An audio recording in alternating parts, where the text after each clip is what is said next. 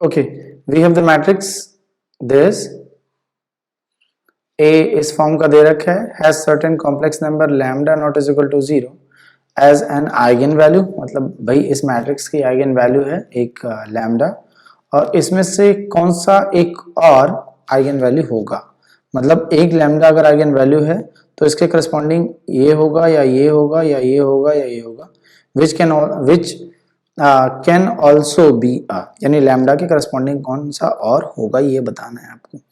ठीक है, तो चलो भाई दो तीन चीजें समझ लेते हैं जरा। अगर आप आइगन वैल्यू की बात कर रहा है तो जरा इसका डिटर्मिनेंट आपको होमवर्क में दे देता हूँ कि इसका डिटर्मिनेंट क्या होगा। भाई मैं बता देता हूँ, डिटर्मिनेंट इसका 0 होगा। और ध्यान रखना एक और चीज मैं आपको बता दे रहा हूँ कि आइगन वैल्यू 0 किस हिसाब से बता सकते हैं कि एक होगी रो सम, यहाँ पे बोल देता हूँ मैं ईच रो सम, फर्स्ट रो का सम क्या होगा, सॉरी यहाँ पर 29 होगा, एक करेक्शन आप कर लेना, -29 यहाँ पे, तो 40 11 और -29, 40 ये -40 ये 0, इसमें भी 18 और 32 18 और -12 तो हो गया -30 + 30 0, 26 और 24 50, ये है मेरा -50 तो ये हो गया 0। तो हर एक each row sum 0 implies that 0 is an eigen value। ठीक है, ऐसे भी कर सकते हैं या सिंपली डिटर्मिनेंट 0 आ रहा है तो 0 इसका एक आइगन वैल्यू होगा। और ध्यान रखना आपको ट्रेस के बारे में पता है कि भाई ट्रेस क्या होता है, trace is equal to sum of eigen value, यानी कि ट्रेस यहां से देख लो आप कितना है, 40 + 30 - 50 equal to sum of eigen value, एक 0 हो गया। ठीक है, एक तो दे ही रखा है लैम्डा, ध्यान रखना ये लैम्डा दे ही रखा है, एक हमने अपने मन से मान लिया जिसको कि निकालना है, यही हम निकालना चाहते हैं, ध्यान रखो यही हम निकालना चाह रहे हैं, क्या है ये।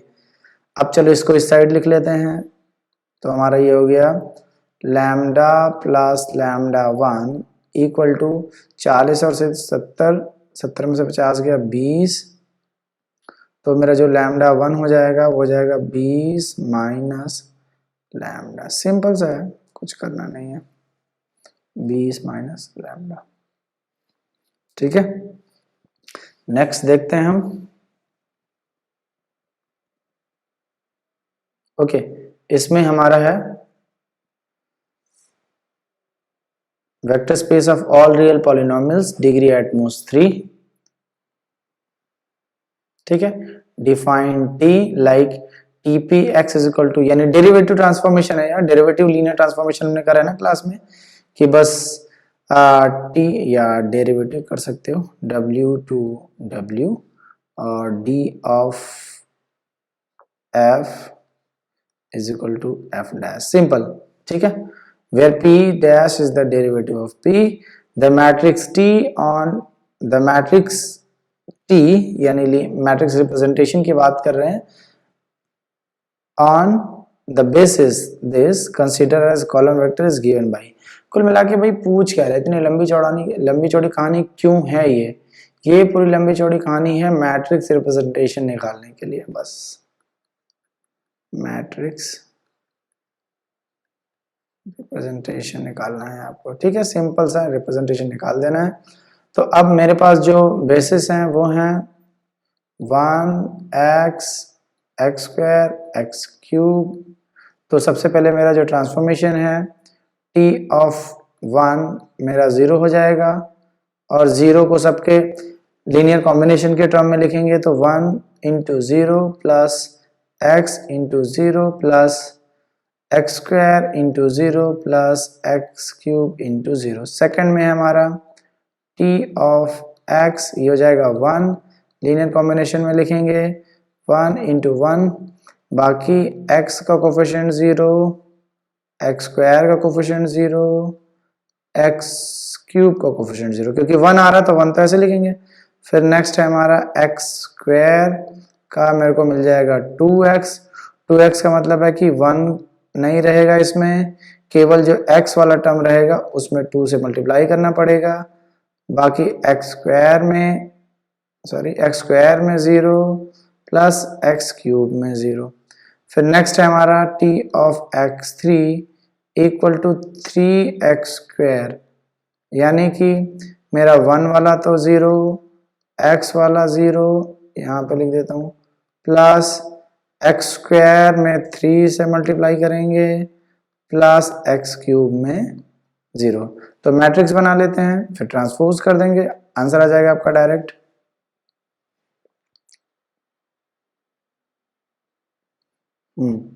तो इसका मैट्रिक्स जब हम बनाएंगे तो ये हमारा हो जाएगा, कोफिशिएंट लिख लेते हैं। पहले में क्या है 1 0 0 1, तो इसका जो यहाँ पे हम लिख लेते हैं मैट्रिक्स, क्या बन रहा है मैट्रिक्स 1 0 0 0, अच्छा सॉरी सब में 0 है। फिर नेक्स्ट में हमारा 1 0 0 0, ठीक है। फिर है हमारा 0 2 0 0, फिर लास्ट में 0 0 3 0। ये हो गया हमारा। ट्रांसपोज कर देते हैं इसको, ट्रांसपोज को TR में लिख देता हूँ, तो ट्रांसपोज में क्या हो जाएगा, हो जाएगा 0 0 0 0, फिर यहाँ पे हो जाएगा 1 0 0 0, फिर हो जाएगा हमारा 0 2 0 0, फिर हो जाएगा 0 0 3 0। ये हो गया हमारा मैट्रिक्स, सिंपल है। ये कहाँ है भाई 1 2 3 वाला, ये हमारा यहाँ पर है, सी वाला। इजी क्वेश्चन है यार, इसको इजी बोलेंगे, इजी, डायरेक्ट निकालने के लिए आता है, ठीक है ना। नेक्स्ट पे चलते हैं। ये क्वेश्चन, अच्छा इसके पहले हमारा जो क्वेश्चन है इसमें एक थोड़ा सा बेसिक टर्म मेरे को बताना है आपको, उसके बाद में इसको बैकवर्ड में ले लूंगा फिर से, ठीक है। थोड़ा सा आगे चलते हैं, इस पे आ रहा हूं मैं वापस।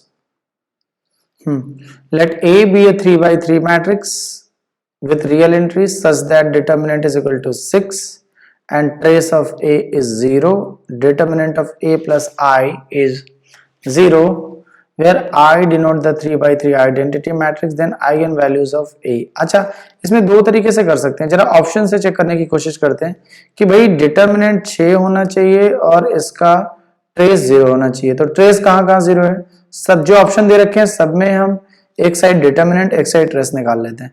इसमें जो मेरा डिटर्मिनेंट है some product of eigen value होता है 3 2 6 -6, और ट्रेस हमारा क्या है 3 2 5 में से क्या 4, तो ट्रेस 0 है ही नहीं। इसमें देखते हैं 3 दूना 6, यहाँ पे तो -6 हो रहा था, यहाँ पे 6 हो रहा है, लेकिन ट्रेस यहाँ पे 0 नहीं हो रहा है। 3 1 4 -4 2 -2। इस पे आते हैं, इस पे डिटर्मिनेंट 3 -6 हो रहा है और ट्रेस इसका कितना हो रहा है हमारे पास 0 हो रहा है। और इसमें आते हैं डिटर्मिनेंट कितना हो रहा है 6 और ट्रेस कितना हो रहा है 3 2 5 1 6 0 हो रहा है, ठीक है। तो ये इस हिसाब से अगर आप देखेंगे तो आपका आंसर है ये वाला, ये फुलफिल कर रहा है। लेकिन ये ऑप्शन और क्लोज भी दे सकते हैं आपको, तो फिर फंस जाओगे आप। यहाँ तो हमने ऑप्शन से निकाल लिया, लेकिन थोड़ा सा सोचो कि अगर ये हमने ऑप्शन से कर लिया, लेकिन अगर सोचो कि टेक्निकली अगर आप इस क्वेश्चन को निकालना चाहते हो तो कैसे निकालोगे, आइगन वैल्यूज कैसे निकालोगे। अब डिटर्मिनेंट आपको क्या होता है पता होना चाहिए कि sum of the eigen values, sorry product of the eigen values आपका डिटर्मिनेंट होगा, number 1 information. Number 2 information trace λ1 plus λ2 plus λ3 equal to 0। Third information जरा ध्यान देने वाली बात है कि इसको जनरली लोग समझ नहीं पाते कि ये क्या कह रहा है। ये कह रहा है कि भाई determinant of A plus I equal to 0। इससे आप क्या इंफॉर्मेशन इन्फर कर पा रहे हो, इससे आप कौन सी इंफॉर्मेशन निकाल पा रहे हो, ये थोड़ा सा समझने वाली बात है कि आखिर ये क्वेश्चन में दे क्यों रखा है, इसका मकसद क्या है। क्या आप सोचो जरा सा कि डिटर्मिनेंट ऑफ A प्लस आई का क्या मतलब है। अच्छा चलो, आपको याद नहीं आ रहा, मैं याद दिला देता हूं। ध्यान रखना, जब भी हम लिखते हैं A माइनस लैम्डा आई का डिटर्मिनेंट इक्वल टू 0 होता है, इस केस में लैम्डा इज इक्वल टू 1 एक आइगन वैल्यू होता है। यानी अगर मैं लिखूं कि लैम्डा माइनस ए माइनस आई, यानी लैम्डा की जगह 1 पुट कर दूं, का डिटर्मिनेंट अगर 0 है तो मैं बोलूंगा कि लैम्डा इक्वल टू 1 है। अगर मैं बोलूंगा ए प्लस आई इक्वल टू 0 तो मैं बोलूंगा कि भाई लैम्डा इज इक्वल टू -1 है। अगर मैं बोलूंगा ए प्लस 2i इक्वल टू 0 तो इसका मतलब है लैम्डा इज इक्वल टू -2 है। अगर मैं बोलूंगा a minus 2i equal to 0 है तो इस केस में लैम्डा इज इक्वल टू 2 है भाई। तो यहाँ पे जो हमारे पास इंफॉर्मेशन है इससे मेरे को ये पता चल जा रहा है कि ए कहना चाह रहा है कि इस पर्टिकुलर केस में लैम्डा की एक वैल्यू -1 रहेगी। जब लैम्डा की एक वैल्यू -1 रहेगी तो चलो लैम्डा 3 को मैं -1 बोल दे रहा हूं, तो मेरा इक्वेशन क्या बन जाएगा, मेरा इक्वेशन मैं यहाँ पे फिर से लिख देता हूँ, ये दोनों इक्वेशन मेरे पास क्या कन्वर्ट होके बन जाएंगे, ये बन जाएंगे lambda 1 lambda 2 is equal to, अगर ये -1 है तो यहाँ पर -6 हो जाएगा, और एक lambda 1 plus lambda 2 plus lambda 3 0 है तो ये -1 बोला है तो मैंने ये क्या हो जाएगा, ये हो जाएगा हमारे पास -1 था तो इधर गया तो +1। अब ये दो इक्वेशन दो वेरिएबल में सॉल्व कर लोगे आप, तो लैम्डा 1 लैम्डा 2 लैम्डा 3 आराम से आपको मिल जाएगा। तो यहाँ पर ये कहने की कोशिश कर रहा है कि भाई lambda is equal to -1 eigen value है, तो यानी ये ऑप्शन तो आपका हट जाएगा, तो ये 2 3 बचे और इसमें से कर सकते, मतलब सॉल्व कर सकते हो आप, कोई दिक्कत की बात नहीं है। लेकिन इस पर्टिकुलर क्वेश्चन में बुद्धिमानी की बात यही है, यानी कि नॉलेज तो यही है कि आप ऑप्शन के थ्रू इसको सॉल्व करने की कोशिश करो। अदरवाइज फिर यार, क्योंकि आपको पता है पेपर लंबा होता है, जब पेपर लंबा होता है तो फिर छोटे छोटे कैलकुलेशन से ही आप समय बचा के ऐसे क्वेश्चंस में लगाते हो जिसमें वास्तव में टाइम की जरूरत होती है। तो ऐसे ये क्वेश्चन है जहां से आप टाइम बचाओगे, आप ये पूरे इश्यूज करने जाओगे ये सारी चीजें तो आपका टाइम ज्यादा लगेगा। स्टिल जो अंडरस्टैंडिंग की बात है, जो बेसिक समझ की बात है, इस पर्टिकुलर क्वेश्चन में मैं ये मानता हूं कि आप इसका मतलब समझ पाओ, determinant of a plus I is equal to 0, ठीक है। बाकी ये इक्वेशन तो आप सॉल्व भी कर लोगे, कोई इश्यू की बात नहीं है। नेक्स्ट पे आते हैं। अच्छा, ये हमारा है let a and b n by n real matrices, which of the following statement is correct, बताना है भाई। अब इक्वलिटी तो यार रैंक में रहती नहीं, रैंक में जनरली इनइक्वलिटी रहती है, तो उसी से पकड़ लो आप कि ये, क्योंकि इक्वलिटी हमेशा 0 मैट्रिक्स के केस में मिलेगी आपको, कि जब ए बी 0 ले लो यानी नल मैट्रिक्स ले लो, बी को भी मैट्रिक्स ले लो, तो उस केस में आपको इक्वलिटी मिलेगी। अदरवाइज इक्वलिटी नहीं, मैट्रिक्स में यानी रैंक में, बेसिकली रैंक में, sorry for using the word equality in the context of matrix, तो मैं रैंक के कंटेक्स्ट में इक्वलिटी वर्ड यूज कर रहा हूं। तो इक्वलिटी आपको हमेशा जब 0 या नल मैट्रिक्स ले लेंगे तभी मिलेगी। जैसे मैं बोलूं इस पर्टिकुलर क्वेश्चन में, अगर मैं बोलूं कि भाई ए जो है मेरा ये है 0 0 0 0, ऑब्वियसली रैंक 0 हो गया, बी है मेरा 0 0 0 0, तो इस पर्टिकुलर केस में ए की जो रैंक है वो है 0, बी की जो रैंक है वो है 0, rank of A plus B भी आपको क्या मिल जाएगा 0, ये भी 0, ये भी 0, ये भी 0, तो फिर यही कि इक्वल हो जाएगा। तो इस केस में आप सीधा सीधा बोल दोगे कि भाई rank of A plus B equal to rank of A plus rank of B. लेकिन अगर 0 मैट्रिक्स के अलावा कोई मैट्रिक्स है तो काम बिगड़ जाएगा, यानी एक दोनों में से एक भी अगर 0 मैट्रिक्स है तो भी इक्वलिटी आ जाएगी। लेकिन उसके अदरवाइज है तो खेल, जैसे मैं ए को ले लूं लाइक 1 0 0 1 और बी को मैं ले लूं 0 0 0 0, फिर से इक्वलिटी आ जाएगी। तो मेरा कंसर्न क्या है कहने का, आप समझने की कोशिश करो कि अगर दोनों नॉन नल मैट्रिसेस हैं इन जनरल, तब के लिए हम डिस्कस करेंगे क्वेश्चन, तब में इसमें क्या कहानी है उसी की हम बात कर लेते हैं फटाफट, ठीक है। तो ये तो नॉट जनरल डिस्कशन है, not require for the notes making and all that. आपको सोल्यूशन के लिए यहाँ से जो मैं काउंटर एग्जांपल लेने जा रहा हूँ वो हेल्प करेगा। वैसे भी रैंक की बेसिक अगर आपको प्रॉपर्टीज पता है, अगर आपने मेरी वो क्लास अटेंड की होगी तो आपको पता है कि भाई रैंक में नॉन नल मैट्रिसेस की अगर बात कर रहे हैं तो वो इनइक्वलिटी में ही चलता है, इक्वलिटी में नहीं चलता जनरली। तो यहाँ से आप देख के डायरेक्ट इसका आंसर लगा सकते हो कि भाई इनइक्वलिटी केवल इसमें है, तो ये डायरेक्ट आपका आंसर हो जाएगा। हाँ, इनके समय की कमी है या एग्जाम में कुछ ऐसा है कि भाई एग्जामिनर आपसे कॉपी छीनने आ रहा है फटा भाग भाग के, और आप के पास टाइम नहीं है और आपको ये क्वेश्चन मिल गया, तो आप देखेंगे हाँ हाँ रैंक दिख रहा है, तो जहां इनइक्वालिटी है उसी को मैं मार्क कर देता हूँ, फटाक से आप मार्क कर देना। स्टिल क्वेश्चन क्या कहने की कोशिश कर रहा है उस पर आते हैं फटाफट। क्वेश्चन में हमारा ये है कि चलो ए को हम ले लेते हैं 1 -1, यहाँ पे मैं ले लेता हूँ -1, 1 -1, यहाँ पे -1 एंड 1, ठीक है। तो इसका एक को +1 कर लेता हूँ, एक सेकेंड, +1, ठीक है। तो हमारा ये हो जाएगा, एक ये हो जाएगा और एक बी हो जाएगा हमारा। यहाँ पर मैं माइनस कर देता हूँ, यहाँ पर मैं माइनस कर देता हूँ, यहाँ पर मैं प्लस कर देता हूँ, यहाँ पर माइनस कर देता हूँ। आपको देख के क्लियर हो जाएगा कि रैंक ऑफ ए, ठीक है, डिटर्मिनेंट इसका नॉन जीरो है, यहाँ पर 1 + 1 2 हो गया, तो इसकी रैंक ए 2, बी की जो रैंक है वो कितनी हो रही है, यहाँ 1 है, यहाँ पर -1 है, सॉरी, हाँ, बी की रैंक है 1 - 1 2 है, तो बी की रैंक आपकी 2 है। अब a + b जरा निकालो, a + b क्या आ रहा है, 1 और -1 0, 1 और -1 0 भैया, -1 -1 0, 1 एंड -1 सब 0, तो रैंक ऑफ a + b क्या आ गई हमारे पास, रैंक ऑफ a + b आ गई हमारे पास 0। तो ठीक है, अब क्या देखो ये चीज होल्ड कर रही है, रैंक ऑफ a + b, क्या ये इक्वल है rank of a plus rank of B के, नहीं, ये हमने बताया कि भाई 0 आ रही है, ये 2 आ रही है, ये 2 आ रही है, तो 4 आ रही है, तो 0 कहां होल्ड करेगी। सिमिलरली सेम एग्जांपल में आप इसको भी कंट्राडिक्ट कर सकते हो, सेम एग्जांपल लेके आप इसको भी कंट्राडिक्ट कर सकते हो, ठीक है, सेम एग्जांपल लेके, मतलब इस एग्जांपल से आप इसको भी कंट्राडिक्ट कर सकते हो। तो हमारे पास ये सिंपल सा एक क्वेश्चन बचता है, आंसर बचता है, ठीक है। तो ये सिंपल सा लॉजिक आपको लगाना है और नेक्स्ट की तरफ मूव करते हैं।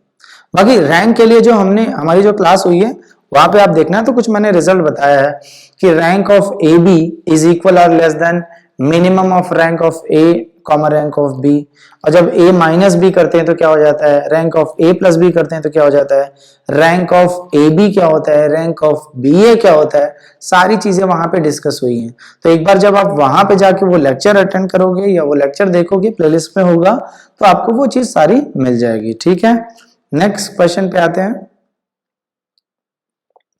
चलो भाई, ये हमारे पास है मिनिमल पॉलिनोमियल ऑफ 4/4, मैट्रिक्स का नाम क्या है, fx, a दे रखा है, और रैंक ऑफ 4/4 मैट्रिक्स इज, अच्छा बड़ा मजेदार क्वेश्चन है, गुड क्वेश्चन लिख देता हूं भाई, गुड क्वेश्चन, अच्छा क्वेश्चन है, ट्रिकी वन।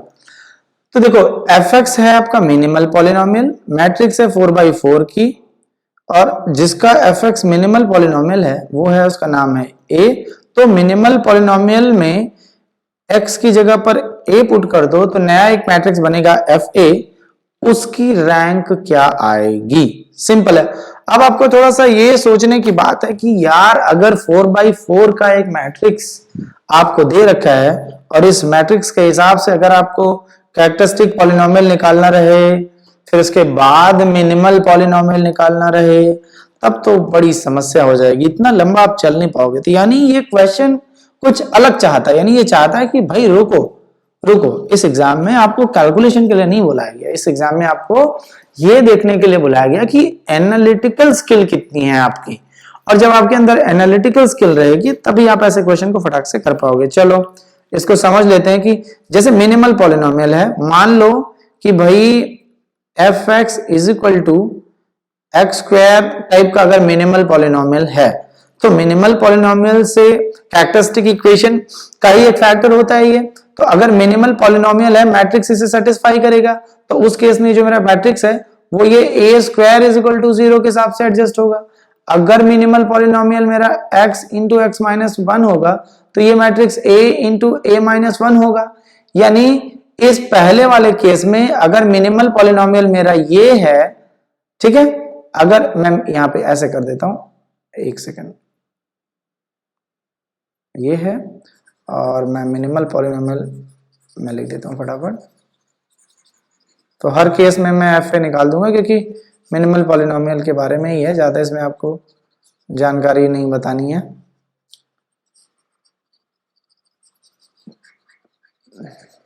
ठीक है, तो ये हमारा, चलो यहां पे हम देख लेते हैं, अगर मिनिमल पॉलिनोमियल है हमारा, मिनिमल पॉलिनोमियल फटाफट ले अज्यूम कर लेते हैं।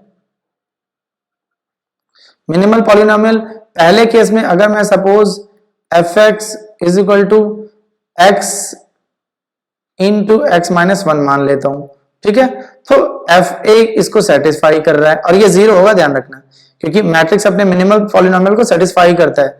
एफ ए क्या होगा, ए माइनस वन, जो कि जीरो के इक्वल होगा, ये भी जीरो के इक्वल होगा क्योंकि मैट्रिक्स का मिनिमल पॉलिनोमियल है। सेकंड में अगर मिनिमल पॉलिनोमियल कोई भी आप ले लो, x into x square minus one, तो ये ऑब्वियसली ये इक्वल टू जीरो होगा। तो इस केस में जो एफ ए मेरा बनेगा वो क्या बनेगा, ए इंटू ए स्क्वायर माइनस वन, जो कि जीरो के इक्वल होगा। यानी हर केस में चाहे मैं पहला केस लूं चाहे दूसरा केस लूं, in each and every case F A आपका क्या होगा, एक जीरो होगा। जीरो का मतलब जीरो मैट्रिक्स होगा, और जीरो मैट्रिक्स की भैया रैंक कितनी होती है, रैंक ऑफ जीरो मैट्रिक्स यानी rank of F A equal to rank of zero matrix equal to zero. कितना हो जाएगा, जीरो। सिंपल सा लॉजिक लगाना है, कोई बहुत बड़ा इसमें लॉजिक नहीं लगाना है, ठीक है। तो आपको ये ध्यान रखना है कि every matrix also along with its characteristic polynomial, it also satisfies its minimal polynomial। तो भाई अगर ये कैरेक्टरिस्टिक्स पॉलिनोमियल को सेटिस्फाई कर रहा है तो ये अपने मिनिमल पॉलिनोमियल को भी सेटिस्फाई करेगा। और एफ ए क्या होगा, जीरो, और जीरो होगा तो इसकी रैंक, जीरो मैट्रिक्स की रैंक जीरो होती है, तो सिंपल इसका आंसर क्या हो जाएगा, जीरो। नेक्स्ट की तरफ मूव करते हैं।